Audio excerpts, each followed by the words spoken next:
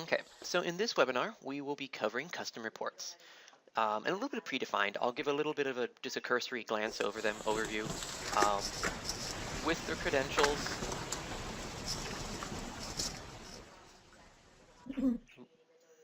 okay, um, with the credentials I sent you, I also gave an overview. So if you want to follow along or take notes, that's available to you.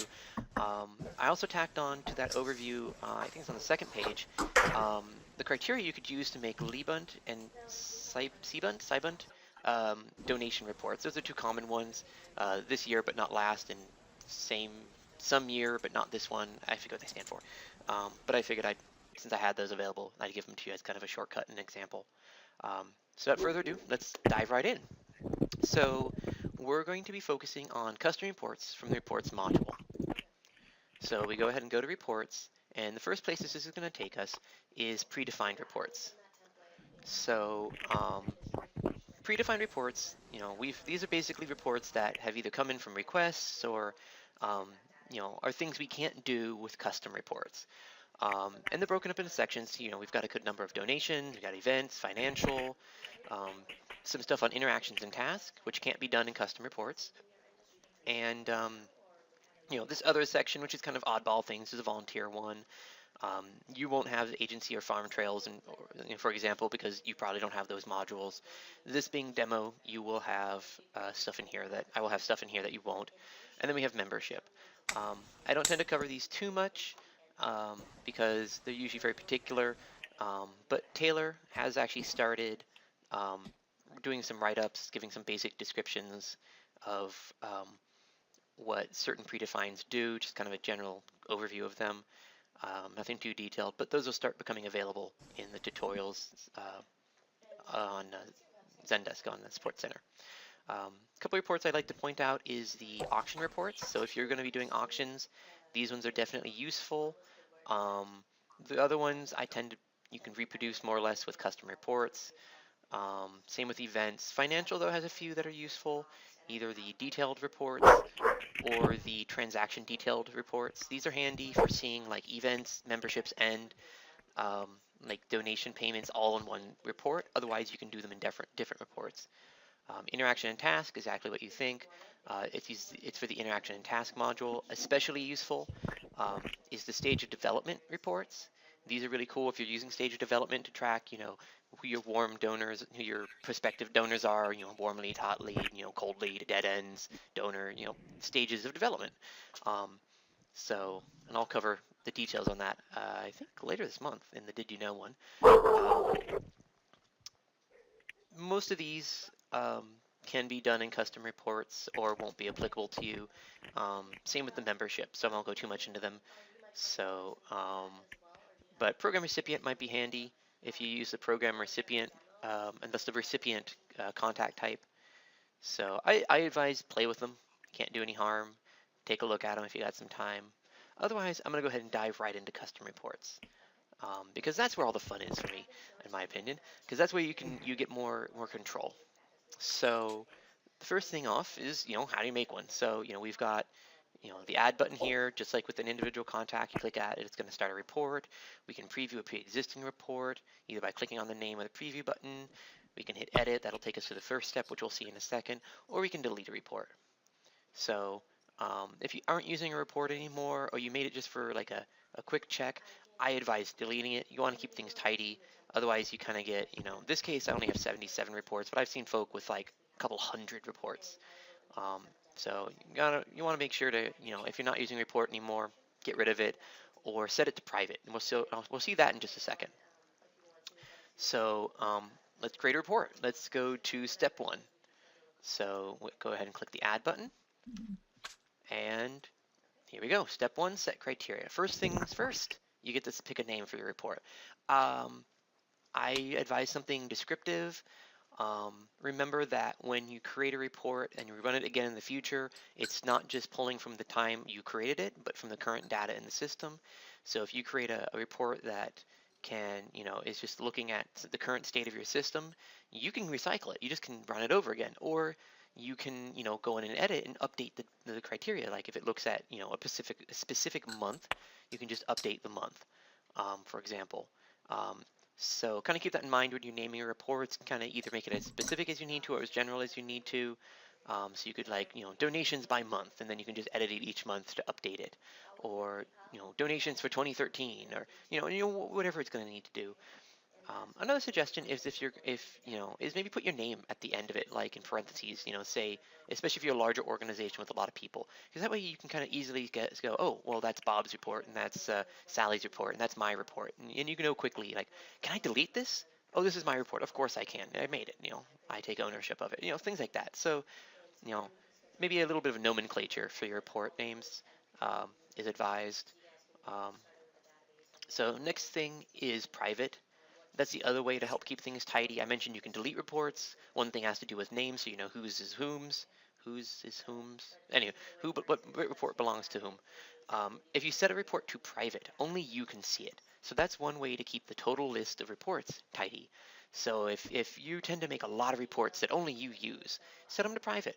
That way, only you can see them, only you can edit them. You can make sure that they're safe that way too. And you don't make the kind of a long list of reports that other people have to sift through to find their reports.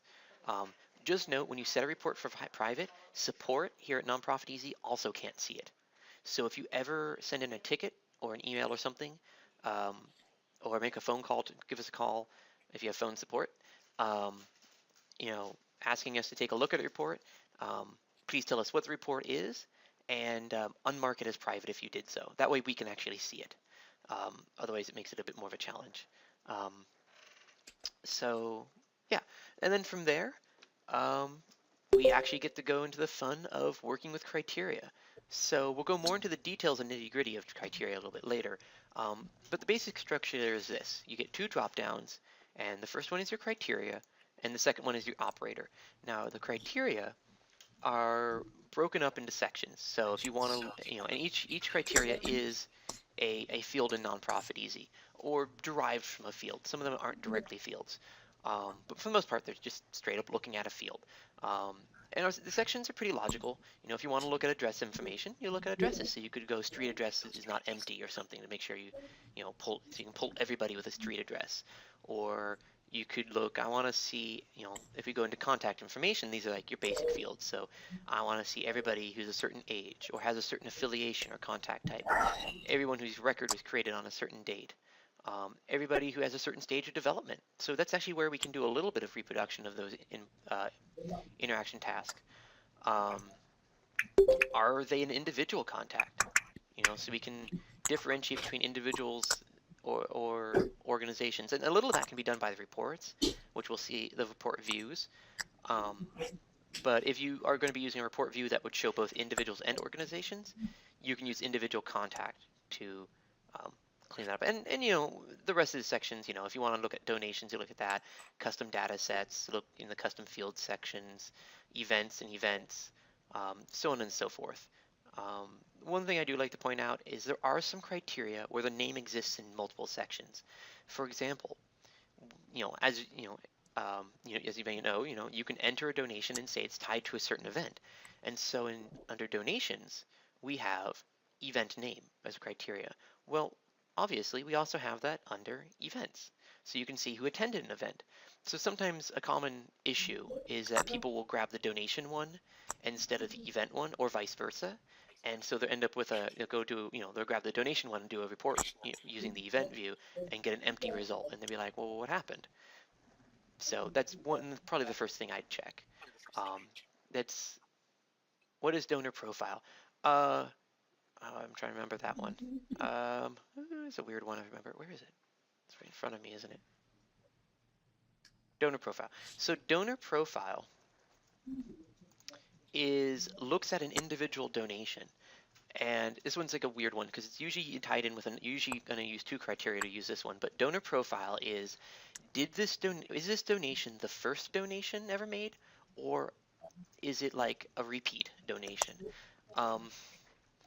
So basically, is this the first donation they ever made, or if they made some before this? So if you do donation profile is new, it'll only ever bring up the first donation ever made by any given person. If you do donor profile is repeat, it'll bring up all but the first one. it's kind of a funny one. Not many people use it, but sometimes you might want to say, I want to see all the people who made first-time donations in a certain time period. So you do donation date is in time period and donor profile is new. That being said, yeah, so you could do it like that. So that's donor profile. And there's a whole bunch of stuff like that, especially in membership. There's some weird ones. I say, play with them. You can always ask us. Long-term goal would be for us to write up definitions for all the criteria. I started doing that long ago, but then things got kind of crazy and never got back to it, so I apologize for that. So, yeah. Is there a general rule for that first field? Because this seems to be the place where I get stuck every time I create a report is, okay, what field do I pick? I mean, because obviously you always want everything to include a contact, but then, so is it more the specific, so if I'm running a membership report or if I'm running a donor report, do I do specifically for the piece of information I need, and then I can pick in the other pieces later? Is that pretty much? Okay. So when you're setting your criteria, think of this, it's effectively a filter. Criteria, filter, search key, however you want, I'm sure it's got different terms in different systems, but it's what you're looking at to filter down. So if you're only interested in donors, you would use only the criteria in donor. Now, if you're looking for specific information about that donor, well, then that's going to come into columns. So think of your criteria as your filters, and then use your columns, which we'll do in set report, to determine what you see. So if you want to see donors who have donated in the last year, then, if you want to see the addresses of donors who donated in the last year, you could do donation date is in the range, the last year, and then in set report, which we'll do in a second, that's when you'll pick what you see, so your columns. So yeah, and that's happened. That's actually comes up now and again. So it's going to be important to distinguish what you want to see versus how you're searching for it. So when you're doing your criteria, think solely, what am I searching for? Who am I searching for, or what entries am I searching for? And then in your set report view, when you do your columns, that'll be what you want to know specifically about those entries or those people. Okay. So this is so here's our criteria. Let's use donation date. Why not? And the next one is what I call the operator. So after you pick your criteria, now you pick your operator. What operation are you using with this criteria? Are we looking for a specific match? So are we looking for like anything after a certain date? So depending on the criteria, your operators will vary. I used off with profile, it was just new and repeat. That was our only two operators. With something like donation date, since we're working with dates, we can go is after, is in the last, excuse me.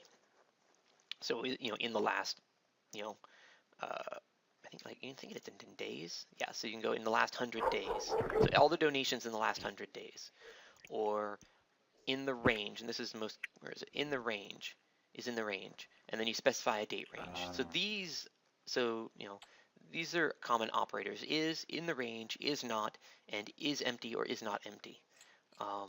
Those are probably the four most common operators you might use. But it entirely depends a little bit on the criteria. If you're looking at a date range, you're going to have things like in the range. If you're looking at amounts, you're going to have like is greater than and equal to, those good old-fashioned logical arithmetic operators, stuff like that. By the way, if I ever get too technical, let me know. Sometimes I slip into math when I'm doing reports just because of instinct, or I start talking about symbolic logic. So if I start doing that, just let me know. I do it by accident. But yeah, so yeah, criteria, operator, and then I have no fancy name for what you'd call these, operand, I guess. I don't know. Basically what you're searching against. So, kind of think of this as donation date, is between these two dates, and then you specify your date.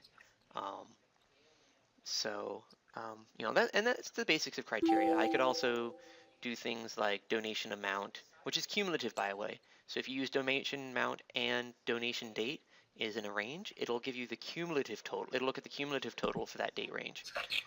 So if I did like is greater than, it would look at everybody who's with no date range. It's actually going to look at everybody's donations who total over like $1,000 ever. So something to keep in mind with that. And as you can see, different operators, but so it's a pro, but you still have is in the range. So some operators are all, in most cases, like is empty, is not empty, is not. So most of those I think should be self-explanatory, I hope. If not, let me know, because I make assumptions sometimes. So that is criteria. So if you want to add another criteria, so let's say is greater than 1,000. Let's say we want to add another criteria. We just go over to where our criteria is and hit add new rule. And it adds another criteria on the same level. So we could do, everybody who's over a certain amount and street address is not empty. So this is everybody who's donated ever over a total of $1,000 and has an address. So maybe I might use this to make a mailing list. And then that's how you go ahead and add new criteria. If you want to delete a criteria, we just go ahead, delete rule. So you can add as many rules as you want, but keep in mind, one thing to remember is your logical operator, I guess you call it, but it's the match, our matching rule. Are we matching all of these rules? All these criteria must be true, or just any single one of them, any of them? So all versus any is another way to think of that is and versus or. So all is and. It means that both of these must be true. So they must have a donation over 1,000, and they must have an address that is not empty. If we did any, it says that either or of these can be true. It could be both true.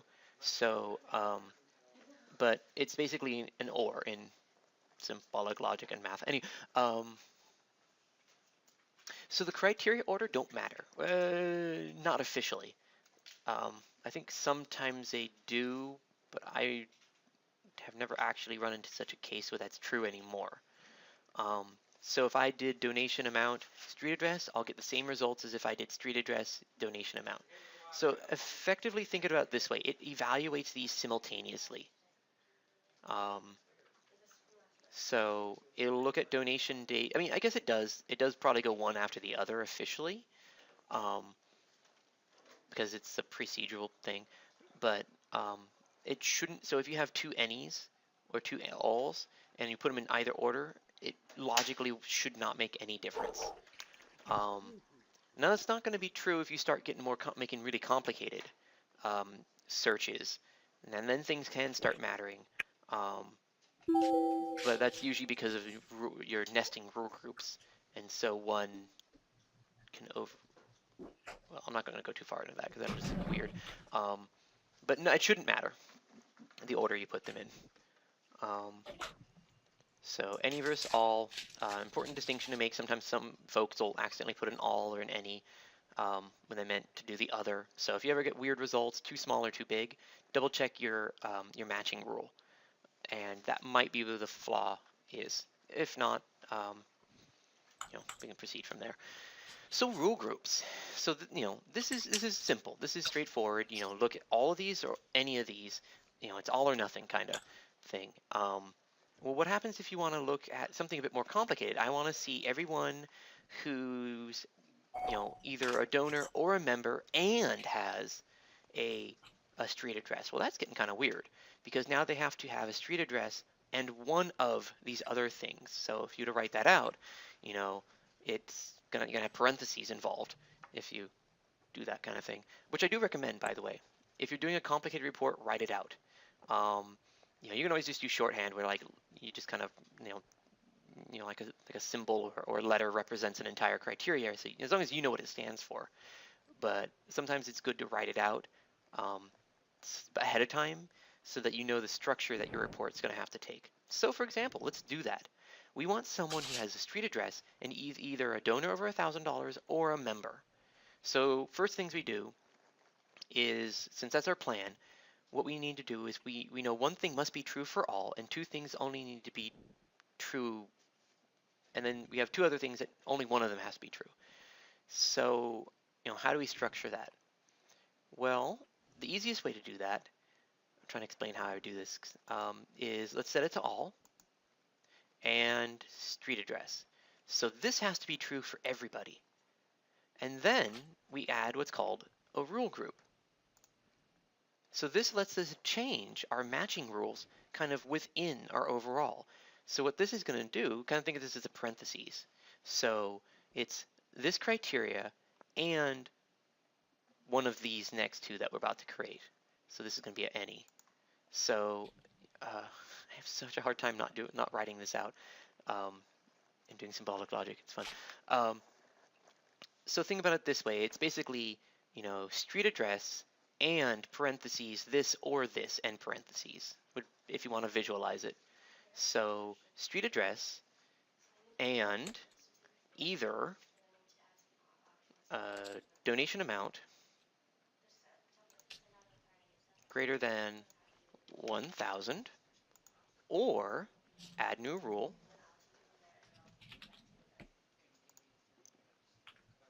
contact type is member. Because as you might recall, when you add a membership to someone's record, it automatically makes them a member. So we can just look at the contact type, kind of take a shortcut, or we could look at individual types of memberships, or a bit complicated.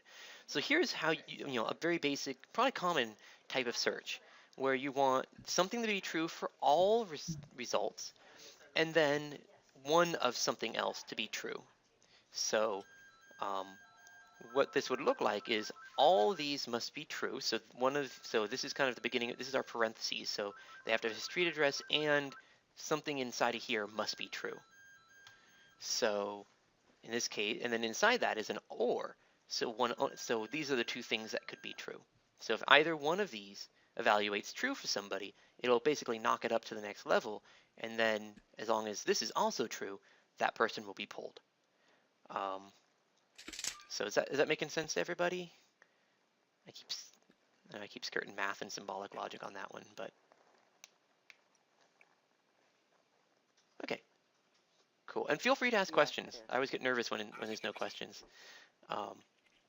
Yeah, can you show the setup for pulling from different modules, say donations?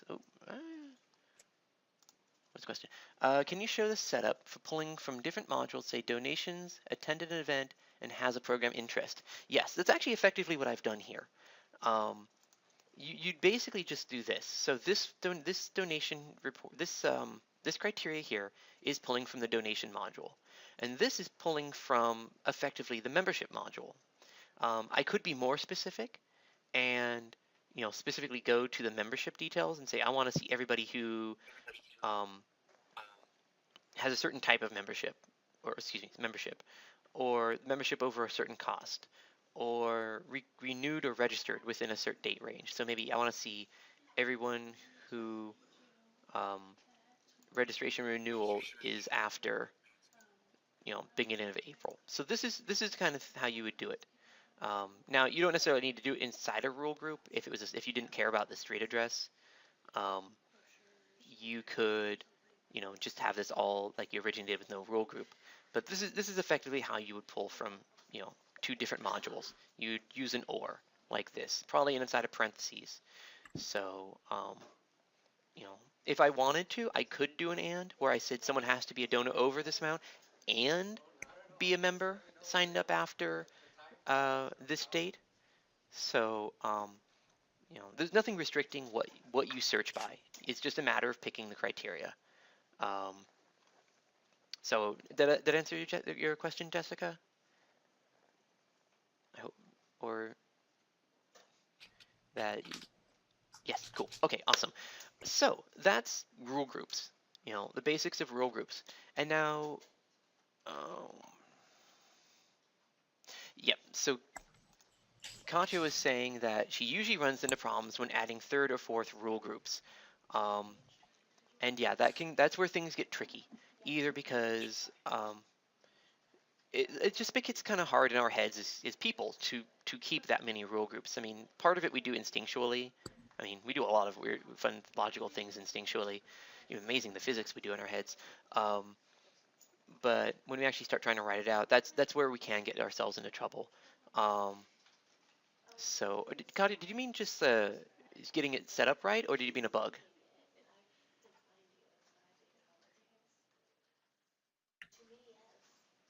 Okay, several problems. Yeah. So yeah, it gets really complicated because here this is simple. This is you know I'm trying not to this is basically A plus parentheses B or C in parentheses. It's pretty straightforward. It's when you start really layering them. So you get parentheses within parentheses within parentheses. Rule groups within rule groups within rule groups are nested that things get tricky. And that's why I really encourage writing things out. Kind of use that nomenclature I just said out loud. Assign. Just kind of write it out like this. Create donations and street address, or just kind of write it down, and it really makes things easier. Because yeah, you can get really complicated with rule groups. So I mean, we could create yet another rule group inside this rule group, and so it's nested. So now it's this must be true for everybody, or this must be true, or this must be true, or whatever, or all of these must be true. Ooh, that was loud. So for example, they're a donor over 1,000, or they're a member who's renewed in the last month, or they're a volunteer who's in this activity and has done this many, or some combination thereof. So that's where things get really complicated. So I could go, volunteer hours is someone who's worked is greater than someone who's done over 1,000 hours in a specific activity, for example. So this is a rule group within a rule group within the whole shebang.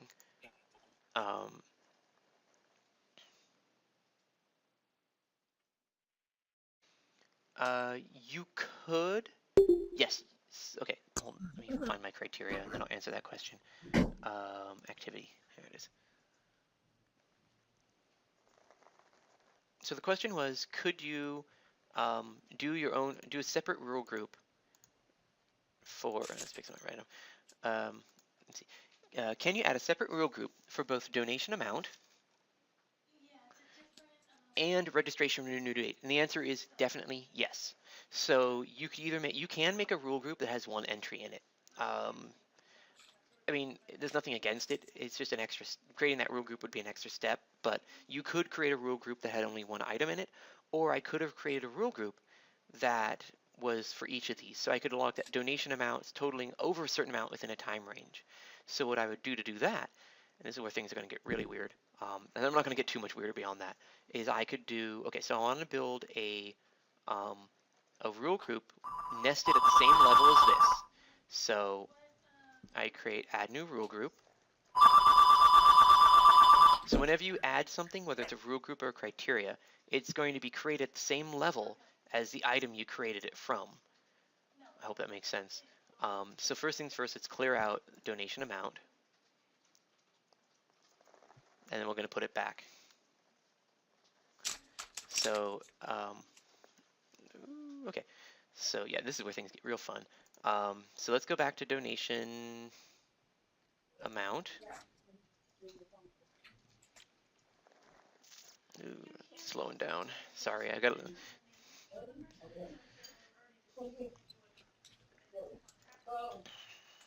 the streaming 17 screens kind of slows me down a little bit, so I do apologize.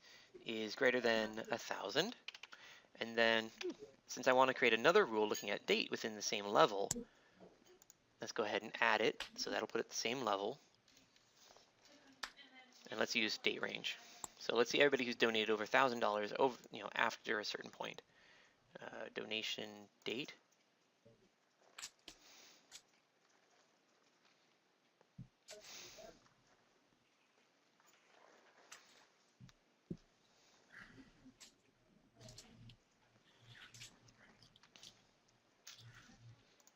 Is after, let's go, everything at the beginning of April. So here's an example of where we can do some nesting. So what we have is we're going to match one of these or one of these. So okay, so in this case, we've got tool groups and this individual rule group, all under this any, so all connected by an or. So both of these must be true, or this must be true, or both of these must be true. So, that's kind of an awkward, I mean, I probably would have put this originally at the top, but you can do that. So I hope that helps. I mean, this is probably one of the more complicated setups I would probably ever see, but I have seen worse. So as you can see, you can make some pretty complicated rule groups, and then I know, good. I was hoping I was just making it more muddled. But yeah, you can do all sorts of nesting. Like I said, recommend writing it down, building a nomenclature. If you're ever interested, research symbolic logic, or just go back to algebra and using parentheses and things to and letters to symbolize stuff. It helps a lot to write it down first. I mean, if you're just doing something simple, looking at two things, you're fine. If you know you're heading in this direction, write it down, because that'll help immensely with getting the structure right. Because the structure for a complex report is almost more important than the criteria. I mean, you have to have it all, but if your structure, you might have to write criteria, but if your structure is not right, then who knows what you're going to get. And so that's where writing it down is going to be important. Okay, so I'm going to just tidy up this report real quick so that I can guarantee to get results. So let's delete this rule group. And that is going to clear the whole rule group that I just deleted. And let's delete that rule group. So this will just leave registration renew date as after. Ta-da! Oh, and street address. So one thing to note, this is equivalent of saying that this rule group isn't here at all. So, if you have a rule group of one item, whether it's and or all, whether it's any or all, it is equivalent to as if that rule group was just the criteria within it. So, I mean, it won't cause any trouble, but it can be confusing to look at. So, okay. One last thing I wanted to talk about before we move on. It's in my outline as inclusive versus exclusive reporting. And what does that mean? So, when I'm creating my criteria and I'm looking at criteria at fields, I can either create my list by including contacts and entries by saying this is equal to that or this is in the range, or I can be exclusive by omitting things. This is not that. This is not in the range. And so I recommend an inclusive approach to an exclusive approach. That's not to say you won't use exclusive, but it is better to say I want to see all donors except for these, instead of saying I don't want to see these people. So let me phrase that. You want to make sure that you have a base group to work from before you start removing people from it. So doing a report that has one criteria that says, donation name is not blah de blah, often gives you strange results. I mean, I'm not going to evaluate that right off, that one in my head right now, but that's kind of my, just for an example. It's better to say I want to see like all donors who, all, donation, contact type is donor, and, donation name is not that. That's going to give you much better results, and you're going to have it more clear in your head what you're doing than just going something like donation name is not this. Because I think donation name is not this might also get you non-donors. Don't quote me on that one. I don't think it will actually, but it can give strange results. So I recommend an inclusive reporting style versus an exclusive one.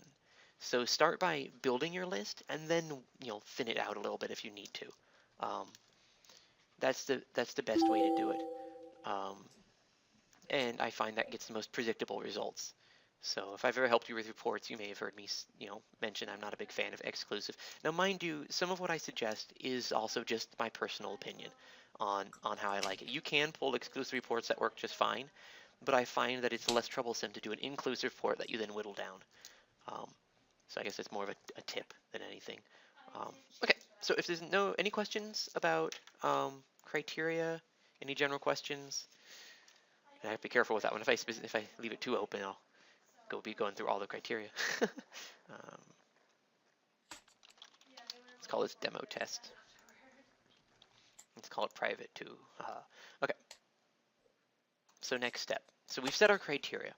We're looking for everyone who has a street address and, what did I say, a membership that is registered in the last month or renewed. Okay. So now we're going to talk about views. This is the first step you get to pick about your report. We just picked, who we want to see, what kinds of donations, what entries we want, what type of entries we want to pull. Do we, are we looking at memberships? Are we searching, what are we searching by? What are we filtering by? Now we get to decide what and how we want to see our information. And normally your criteria will kind of tell you, what you're looking, what view you're going to pick. Now, that being said, there are two generic views, individual and organization.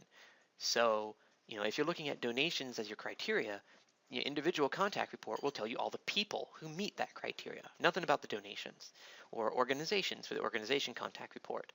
So these are separate. We can't merge them because they look at different fields, because organizations and individuals have different fields. Actually, individuals have a lot more fields than organizations, it turns out. So if you do need a list of both, you might need to run the report twice. So these are kind of our generic views. So I could say, donation date is in the range, yada yada, and use individual, and that's going to tell me all the people who donated in that date range. And then I'll pick what I want to know about the people. But generally speaking, if I'm picking a donation criteria, I'm running the donation transaction report view. This is basically going to give you all the donations that fit your criteria. So if John Smith has 2 donations that fit the criteria of since the beginning of April, then both will be shown. While this individual contact report view would just show you John Smith, just one entry for him. So donation transaction report. And this is where sometimes things can also get confusing or can lead to trouble. So for example, if you're looking at, at donations and you use the membership report view, you might not get anybody because your donors may not have memberships. So that's the other thing you want to keep in mind, is that you probably want to have in any given report view at least one criteria that goes with that report view. If you're using the donation transaction report view, you probably have a donation criteria. You may also have a membership criteria, but that's beside the point. And if you have a so they should be a little bit of a match. So let me just kind of quickly breeze through the report views. Individual is people, organizations. Donation transaction report view will show you donations. It can double as also an accounting tool, and for your accountant if you excluded soft credits, if you excluded soft credits as a criteria. The volunteer activity report will look at your volunteer activities. So this is a good way to pull up hours reports. And seeing who's put in how many hours for which activity. Membership report versus membership transaction report.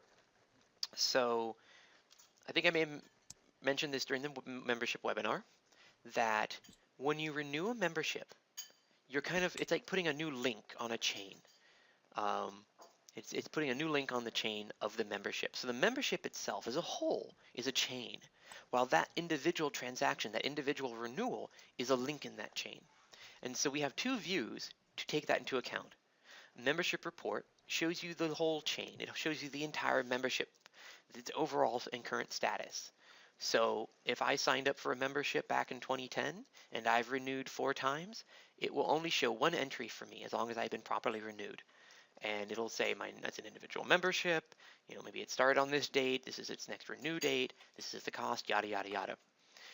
Membership transaction report view would show me each link in the chain. So it would show me an entry for all 4 of my memberships, assuming I did something broad that would pull up all 4.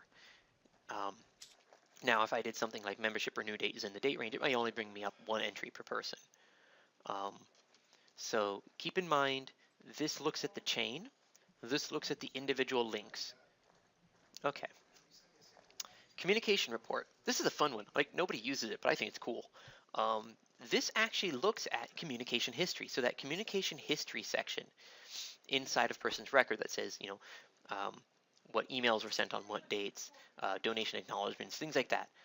this will actually show you that information. So if you said, I want to see all the emails I sent to donors, then you can go and you can go, something like donation, contact type is donor, and then communication report view. And then within that report view, you can actually, I think there's let's click on it. There's a column, I believe, for type. Where is it? Where it's going to be right in front of me. Always is. Contact type? Was that it? No. Communication type. And so you can use that to filter down and show only like donation acknowledgments or emails or stuff like that. So it's a pretty cool view. I suggest playing with it. The event report view. Here's another really fun one. So while in events we have the attendee report view, the attendee view and the registrant list, the attendee list and the registration list, and those are cool. We can export them. They're handy. This is basically the same thing, but actually you can customize your fields, and you get two views on it. We can look only at the attendees, or we can use the registrant, the view. So the registrant view would be good to give you, your accountant might want that for if they want to see all the transactions for a certain event, or all events within a certain date range. So event, I think you use payment date or registration date as criteria, stuff like that. So attendee view will let you see about the attendees, so all of you all attending my webinar, for example, or registrant view would tell me who registered.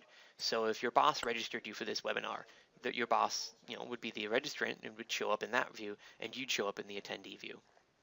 Although I think in most of your cases you registered yourself, but I think there might be one group of people who did that. And then the fun thing with this attendee view is you can put things like seating number, book table number, bidder number, table name in here. These are things you don't normally get in the attendee view. That being said, the attendee view can give you the custom fields you may have had on your registration form for that event. We are unable to transfer those into this report because this can pull from multiple events, and we just can't predict, that kind of stuff. So keep that in mind. So pledge, we'll look at pledges. So if you if you create a pledge profile, this can look at that pledge profile. There's also criteria to look at them. Donation transaction report would look at the actual payments to that. So something to keep in mind. Grant, same thing as pledge, looks at the grants. If you want to look at the grant payments, use donation. Matching, we might be noticing a trend here, kind of the same thing when you create a matching profile. The individual payments towards that, I think, show up under donation transaction, yeah, but the actual profile here, same with recurring. So these four here are basically kind of an extension of donation. While this looks at the individual payments, this looks at the actual profiles, kind of like how membership and membership transaction work. Kind of similar, I thought. And agency is only if you have the agency module, so I will not go into it now. So this brings us to any questions about the preset views? I'd always recommend playing with them, but if there's any specific any general or specific questions about the reviews themselves, I will pause for a moment. I hear typing. Okay.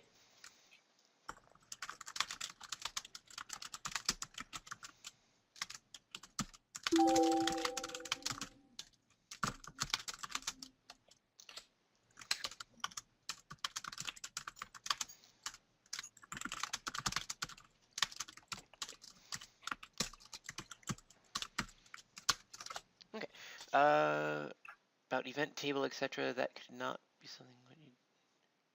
Oh, hold on. I had two questions come in simultaneously.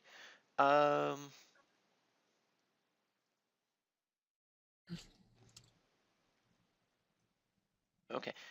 Abigail's question is there an example of what the various report views look like anywhere? I don't have that anywhere out. Basically, it's just the columns you see here will be what it's going to look like. So unfortunately, I don't have it I don't have any images or anything anywhere. I don't actually have much tutorials on reporting, I have to admit, to be honest. But basically, I mean, if you just click on a view, you'll basically get kind of a pseudo preview in that you'll see the columns available, and so those will be the columns through the report view. And then you can always take it to the next step and actually see it firsthand. But no, I don't have any examples. And then someone else had a question. Where was it? It was, you said something about event table, etc., and that you could not do something. Okay, so let's go back to event. So what I was referring to was if you work with events, table hosting is an option. So, and I'll be covering that in the event webinar. What is that? That's on the 13th of next month. But I've also got tutorials. But yeah, when you do table hosting and assignment and all that, you can use a custom report like this. So you could go with your criteria, event name is equal to whatever event, and then use the attendee report view and attendee view, event report view and attendee view, and you can then make a table chart, basically, after you've done the table assignment, and you can, you can get their bidder number, their table name, their seat number, and their table number, and have that all in a nice Excel sheet. And that's something you normally can't get from the event itself, because when you go into the event, you have an attendee view and a registrant view, which are more for your quick reference. I use it to send out my emails to you right before these events, these webinars. And so those won't actually have many of these fields, including bidder number, table name, table number, and a seat name number. I mean, we do have a special export for that in the event, but I find it a dubious usefulness when I also want to see other information. And so for that, you can create a custom report. Now, what isn't included is when you create an event, you can configure the registration form that people either fill out online or you fill out on the back end. So you can ask special questions like, what's your meal preference? Things like that. And so that can be exported and is exported when you export the attendee view in events. But unfortunately, since that is particular to that event and is customized by the user, we can't account for it. It's too dynamic for us to do in these reports. We needed a little bit of system stability to know what to look at, and unfortunately, we can't do that with custom reports. So while we can look at bidder name and bidder number, table number, stuff like that, because there's actually solid static fields in the system for that, we can't look at the custom fields that you create for your registration. So there's a little bit of a trade-off. So in the attendee view, you can export the custom questions you might make for your attendees, but in the custom reports, you don't get that, but you can do bidder number and table name and stuff like that, so that you can mail merge from there or what have you. So that's what I was referring to. Okay.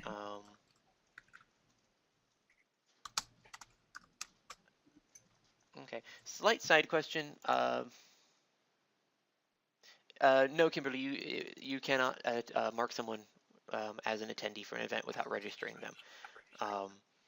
So in order for them to even show up in the event, you have to register them. But I want to.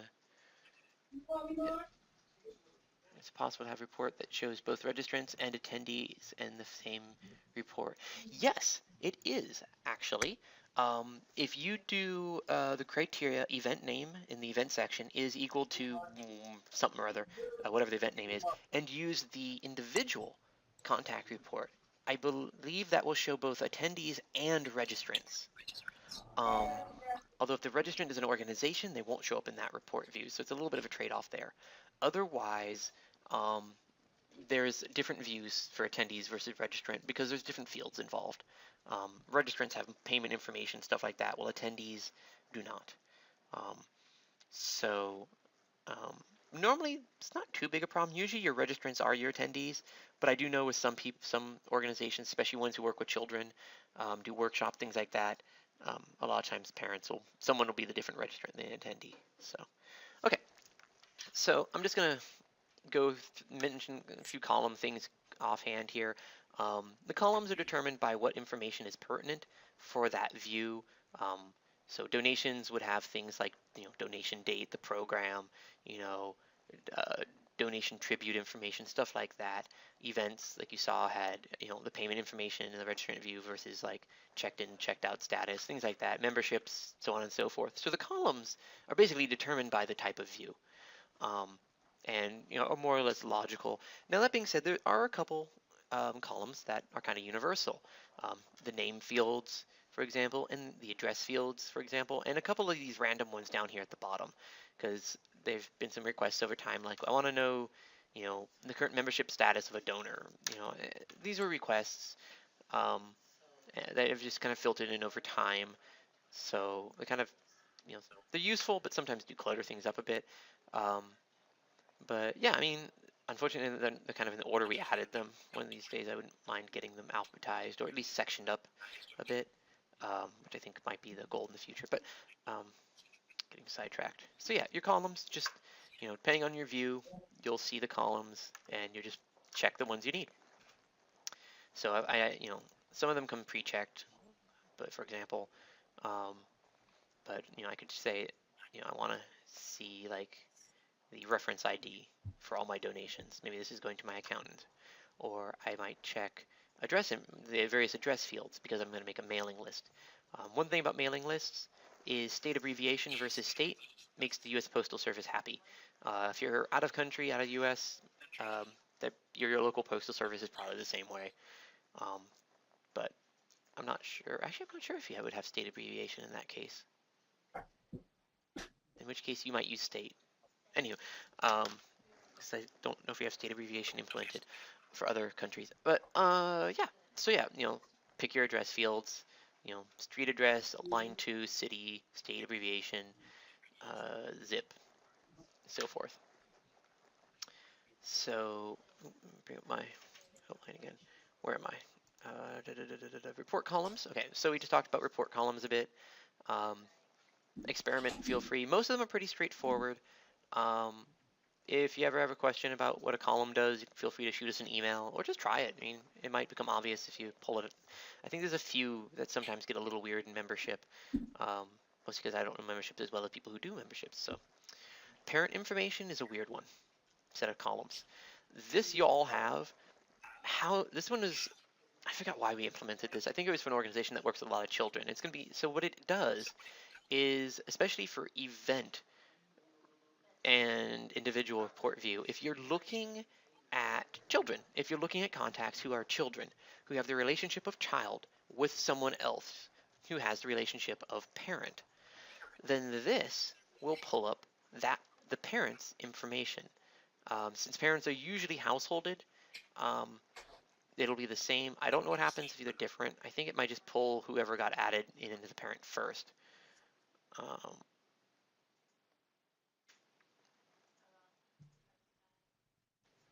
Gotcha. Yeah, so parent, we don't, so Katya, it's a good question. Parent view also pulls up adult children. So for example, if my father and I were in the system, it would pull up his information because I'm his child. So what you would use if you only wanted to pull up children would be it's assuming you're tracking age with the birthday field, is you can go age is less than 18. And so that will only pull up children, or if you use a contact type or an affiliation to track children. It really depends on how you track how you differentiate between under 18 and over 18 children. The system, a child is a child. I am a child to my father and my mother. I am both of them. Yeah. So, you know, it's a common. Okay. So yeah, so something to keep in mind with parent information. It's based on the relationship, and since the relationship child-parent can exist between adults, keep that in mind. The next set of columns is entirely dependent on your system. You may have nothing here. You may have a whole lot here. This is the custom data sets fields. So whenever you create a custom data set, not only can you search by that field, you can also report by it. So a custom data set is both a criteria and a column guaranteed. Sometimes they act a little funny, like the matrix data set type field acts a little funny, but I seem to be getting a lot of feedback from somebody. Don't see who it is though.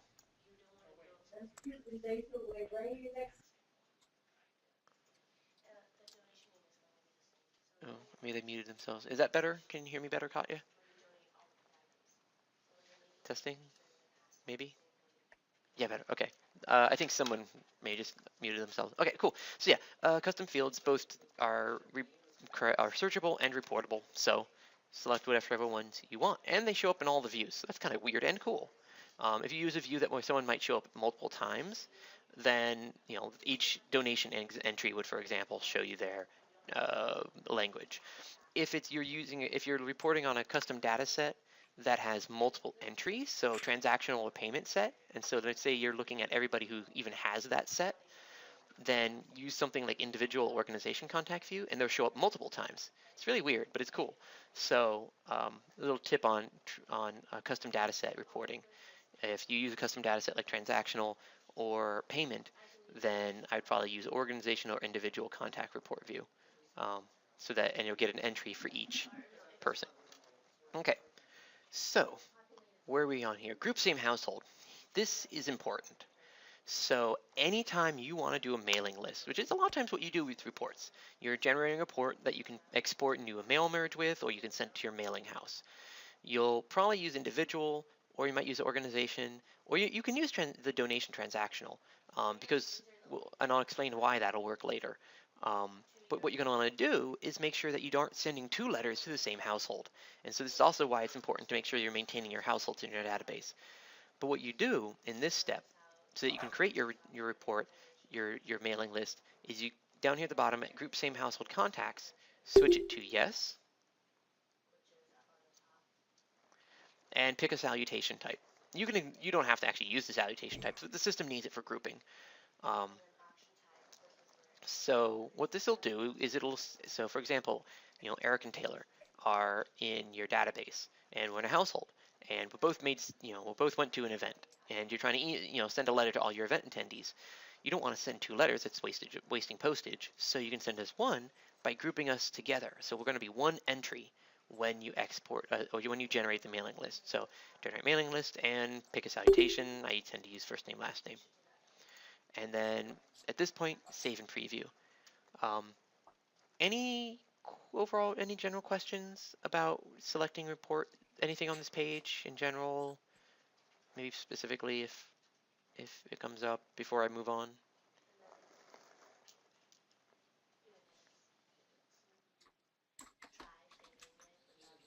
Okay, so at this point we've done our criteria.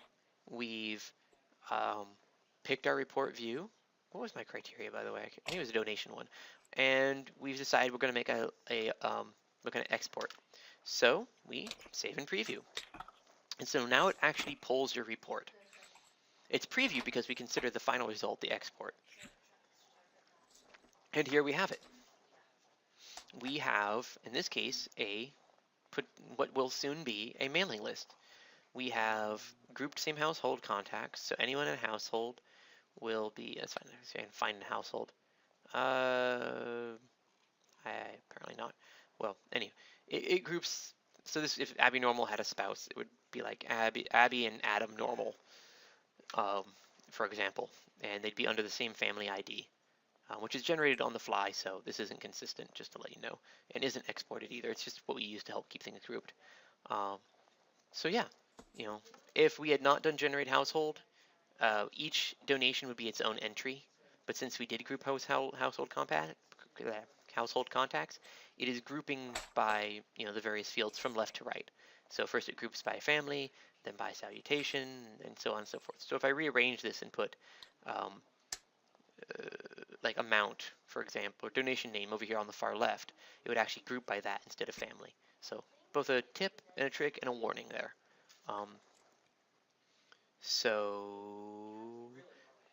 So let's talk about the exports, and we'll talk about grouping and sorting. So we have 2 to 3.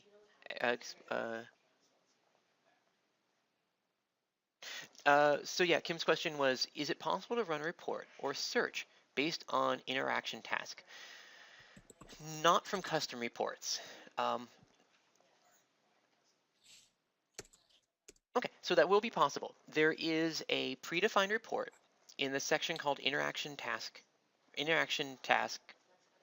think it's just called interaction task. Um, and inside there, there's some stage of development ones, which aren't going to be what you're interested in. But there's, I think there's 2 for interaction task, which will allow you to, okay, cool, yeah. So I suggest playing with those. Um, cool, yeah, no problem. Okay, so yeah, we have 2 to 3 export options when we are exporting. So if we don't do group household contacts, we will only have 2. We have export to XLS, Excel file. It's an XML-based Excel file. So it might throw some warnings when you open it, but you can always resave it to something more standard. Or export to HTML. Export to HTML basically just lets you print it straight from your browser. It's good for a preview sometimes. I don't usually recommend it. Export to XLS is the most useful. That being said, when you group household contacts, you do not want to use this one, because what this is going to do is it's going to give you a bunch of weird merged cells that you cannot work with in Excel very easily. So if you need to sort in Excel, either do not group by same household contacts or generate mailing list. So what generate mailing list is going to do is it's going to collapse all these merged cells into single line entries with the address and all that stuff. And what it's further going to do is, if it can give you the column, it will. And for example, for the case of donation amount, it will give you a cumulative for the whole household in that line entry. Yes, so let's go ahead and let's do a report. Let's first Excel. Let's do what I tell you not to do. So let's export to XLS. Let me open that up. And here it is. So this is what happens when you just export the mailing list. Notice that I get these weird cells. If I even tried sorting this, it would just be all sorts of wonky. This is fine if you just want to look at it and keep it sorted like this. So this is for your reference. This is fine.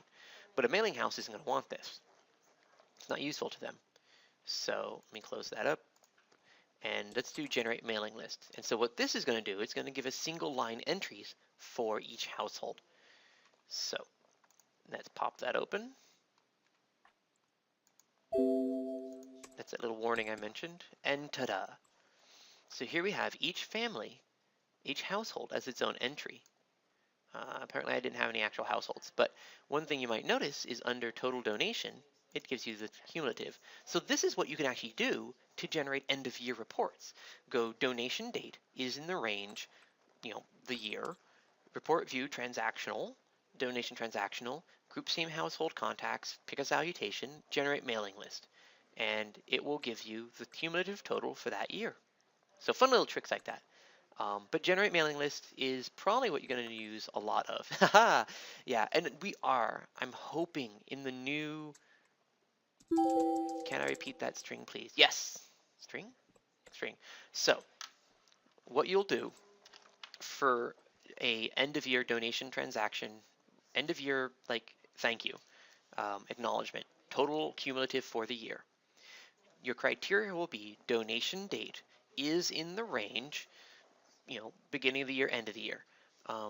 You can then, do any other criteria you want to, like address stuff. Then next, you will use the donation transaction report view, pick the appropriate columns, including donation amount, what have you. Group same household contacts, yes. Pick a salutation, save and preview, and then generate mailing list. And that will give you each household's cumulative total for the year. So that's a nice, fun, common one. And we'll go over a couple other common ones at the end. So, yeah. So, hallelujah, yeah. But the goal is in the end that we'll build that into Nonprofit Easy, the way we do donation acknowledgements.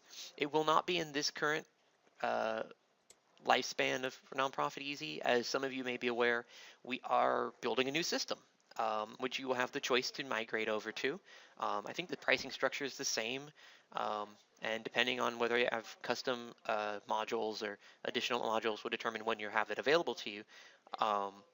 but it's 2.0. It's a brand new system, and we have a lot of changes, a lot of benefit, but it will be different. I do give that warning, but this system will remain, so you can stay with the tried and true. We'll be cleaning it up and polishing it up, and this will still be here and supported. But we'll have a new system available October-ish, fall, something like that. So anyway, and I'm hoping, praying that like year-end donation acknowledgement will be automated into that new system. If it's not, I do know we want that. So sidetracked there, but moving back. I make no promises on dates or exact specifications. um, so yeah, and then so that's how you can export. Sometimes maybe before exporting, you might want to do a little bit of sorting or rearranging. So maybe I want to do something crazy, like I want to put, I can maybe want to. Ooh, okay. There we go. I might want to sort by state abbreviation first. Well, maybe I shouldn't mention anything. Whoa, what just happened here? Sorry, my computer connection glitch is having trouble with the load. Let me try and re-pull the page, but then I'll show you how to redo the grouping. Let me try that again. Got 17 people on a webinar. Kind of makes me a bit sluggish. But yeah, you can regroup by moving your columns around. So I could say, okay, let's try this one. Let's do donation name. Let's say I want to group by donation name first. So this will show me all my $100 general donation names together, and then group by household and the name and yada yada yada. And then so that can be useful. When you're doing generate mailing, when you're using group same household option, you can you can move around and group by other things. So grouping is fun, not too handy, but sometimes you might want to rearrange things a little bit. The other thing you can do is sort, and that's just click on the header, and you'll note the arrow redirects. Or we can filter. So filtering comes in a couple of varieties of ways. In this one, it's mostly unchecking. Where is it? I think with donation date, you can. Okay, if you don't group by same household, then you can do actual filters like is greater than or contains or stuff like that. So, but generally speaking, I usually just say do the filtering and stuff and sorting. Just go ahead and do that in Excel. It's a little better at it, I have to admit. Okay, so if you decide you do not want a column, you will want to go back to step 2 and uncheck it. If it's one that is uncheckable, like donation name in the transaction report view, then I would just delete it in Excel. So there's some things I admit are a little easier to do in Excel than they are in Nonprofit Easy. We can basically that's why we call this a preview. Our goal is to get you the data, get you run the report, run the search, get you the columns, and then let you do what you need to do with it. Excuse me, getting hiccups. And that's where Excel comes in. Small warning. I don't know if while Excel is what I think most people use, I do know some people use something called Numbers, which I think is the Apple equivalent to Excel, and I think our exports don't work with Numbers. We use a standard XML implementation of the XLS format, mouthful there, which I do not believe Numbers supports. Now, if you're using OpenOffice, so Numbers does not handle NPE exports. I believe OpenOffice will. So if you want a free alternative to Excel, OpenOffice I think will open up the XML format we use. Unfortunately, it's the only format we can generate to.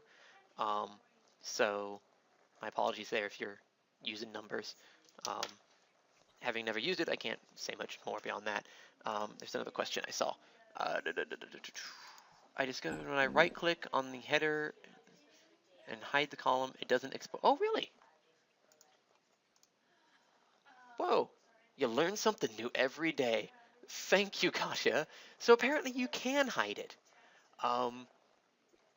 This is totally, I have never, sometimes it just helps to play.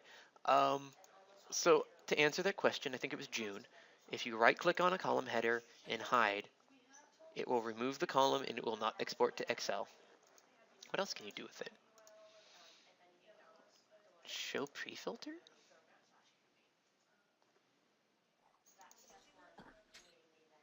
Oh, that's just weird. Okay. Well, I'm not going to go into that right now, but might play with that.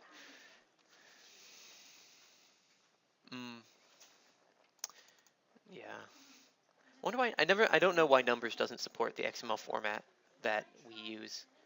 I mean, it's XML's an open standard format, but I think part of the problem is that we're trying to be compatible with Excel, and so we're kind of, yeah, not sure on that one. So yeah, that's, let's see, that leaves us with sorting, filtering, and grouping. So we are, all I have next to cover is just some common reports that people run and how you might consider doing those. So any questions about exporting, grouping, filtering, anything like that?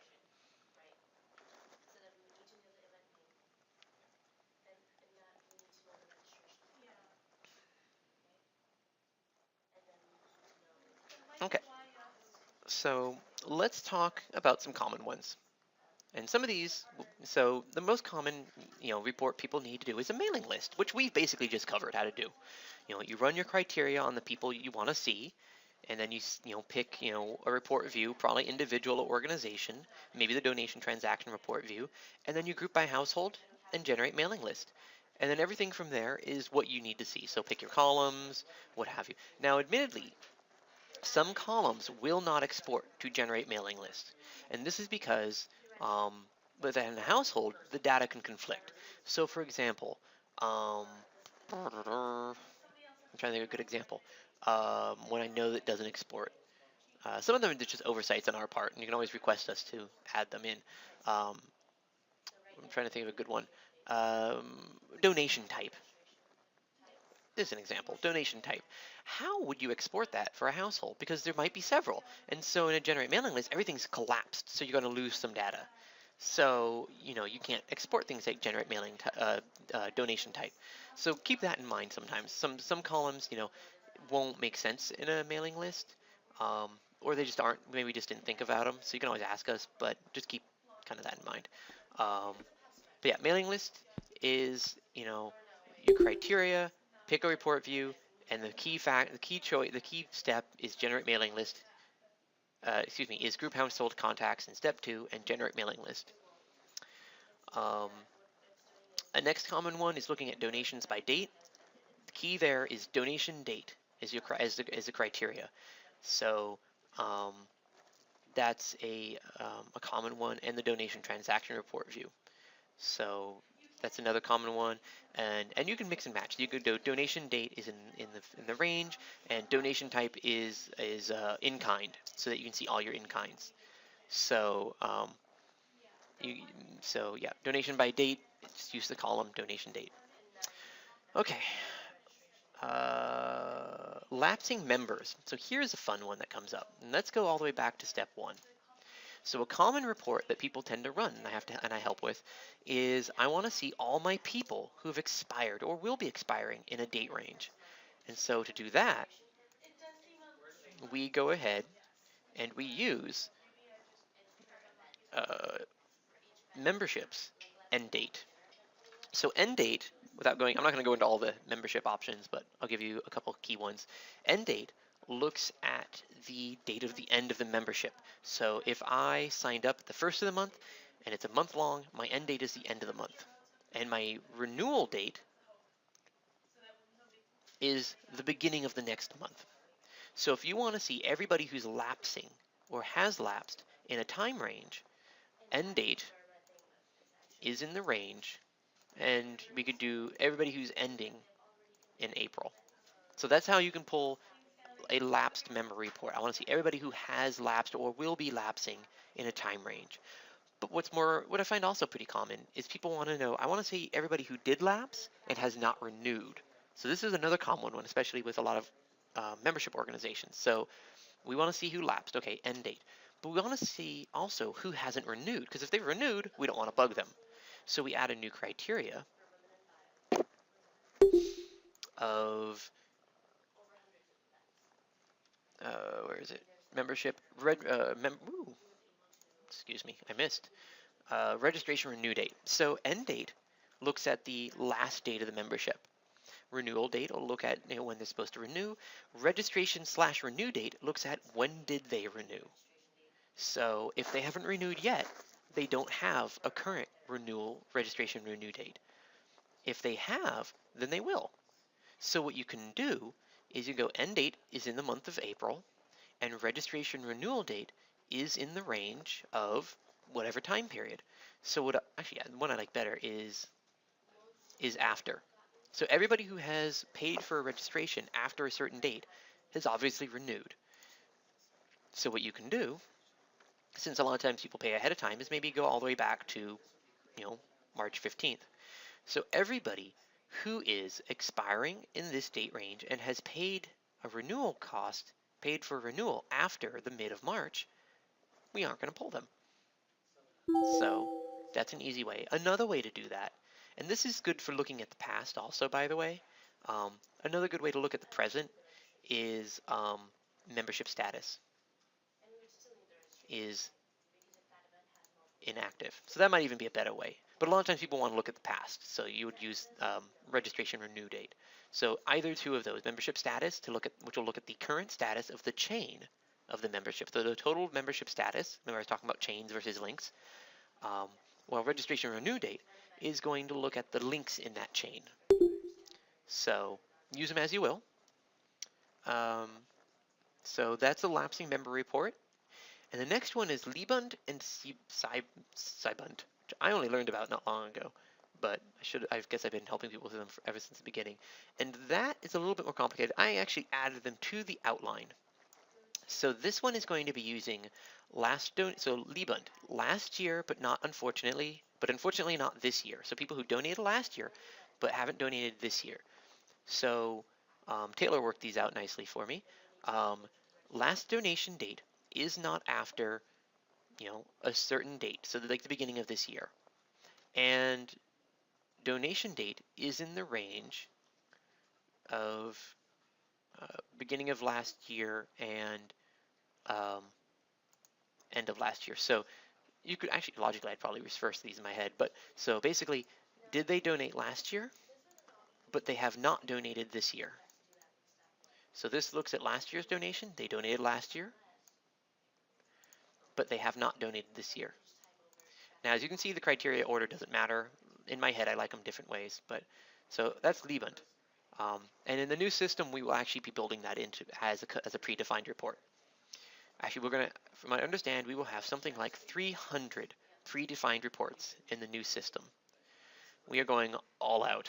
They teamed up with another company or something like that. So we're going all out. Don't quote me, once again, don't quote me on the number, but it's going to be a lot of predefined reports in the end. Sybund, some years, they donated at some point in the past, but not this year. Pretty similar. Last donation date is not after the beginning of this year. So if you want to get a little bit more picky, you could say like a certain, and then you could also add, donation date range. So you could say they donated between this 5-year span, but not this year, but effectively last donation date. If they do not have a last donation date that is after, beginning of this year, then they've donated maybe at some point, but not this year. So Libund and Sybund. So those are common donation, common reports that I see run. Now everybody's going to have different reports they need, but those are probably some of the more common general types of reports. So that's all I got.